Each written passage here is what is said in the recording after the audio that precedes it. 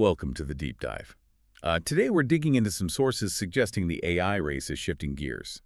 It's maybe less about just pure smarts now. And more about data. But, like, deep data access, persistent access. It's a fundamental change in strategy. Yeah, and the sources draw this really interesting parallel, right, to the old tech wars. Exactly. They're saying the current fight, OpenAI's ChatGPT Atlas going after Google's Turf, it feels a lot like the old Google versus Microsoft browser battles. Okay. I see that. Google pushing Chrome wasn't just, here's a better browser. It was about getting that prime real estate, that entry point on your computer. Yeah, the end and entry point. That access let them gather data, track behavior, build their whole empire. And now the tables have turned. Google's the incumbent, and these new AI players, they're trying the same playbook. Yeah. Own that interface where the AI meets your actual life. That's the core idea. And Yeah. to really get a handle on it, the sources propose this concept. They call it the intelligence scale effect, ICE for short. IIs. And it comes down to a pretty simple formula, actually. Intelligence efficiency equals model intelligence level times depth of reality understanding. Okay, let's unpack that. Yeah. So model intelligence level, that's kind of the AI's base IQ. Like GPT, Claude, trained on trillions of tokens from the web. That's the foundation, yeah. The AI's potential, it's smarts based on architecture, training data, compute power. For a long time, that was the whole race. Just make the model smarter. Right. But the sources point out we kind of hit a wall there, ran out of readily available public data. So the next phase isn't just more of the same data. It's about tapping into totally new kinds of data. And that leads to the second part, depth of reality understanding. So if the first part is brain power, this is what? Situational awareness. Kind of like its RAM and its I/O, its connection to the real world right now. We're talking your specific private stuff, your calendar, your local documents, your private messages, maybe your company's internal knowledge. Okay, so real-time private context. Exactly. And here's the crucial insight from the IC idea. This context acts like a multiplier.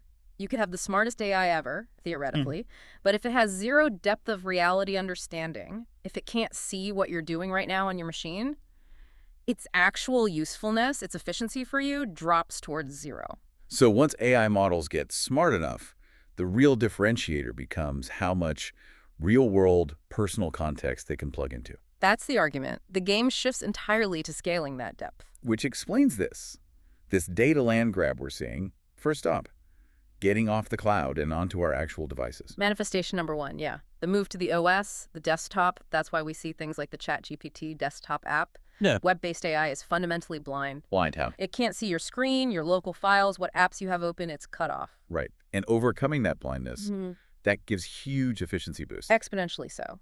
The source used an example, like a designer using Figma, maybe pulling text from an email, finding a logo on their hard drive, applying styles. That could be 5-10 minutes of clicking around. Yeah, I can picture that. With an AI that has system-level context, sees the screen, sees the files, that whole workflow gets crunched down to maybe 30 seconds. They're aiming to conquer the OS layer. Wow. Okay, so that's the desktop. What's the second manifestation? Moving from public data, like the web, to private and enterprise data. Think Microsoft 365 Copilot. Right, Copilot. How does that fit in? It uses the Microsoft Graph. Think of the graph as like an index for all of an organization's internal stuff, Outlook emails, Teams chats, SharePoint docs, everything. So it connects all those internal data silos that are usually a nightmare to navigate. Exactly. We've all been there, right? Right. Trying to find that one presentation buried somewhere. Copilot, by indexing all that private data, apparently saves users on average like 1.2 hours a week and makes summarizing stuff almost 4 times faster. That's significant. So the new competitive advantage, the moat as they call it, it's not about grabbing eyeballs, like in social media. No, it's about grabbing context. Deep integrated context. And once an AI has that deep context within your workflow, within your company's knowledge, switching away becomes incredibly hard. Massively expensive. It's like trying to switch every single employee to a new system and having to retrain the company's collective brain from scratch.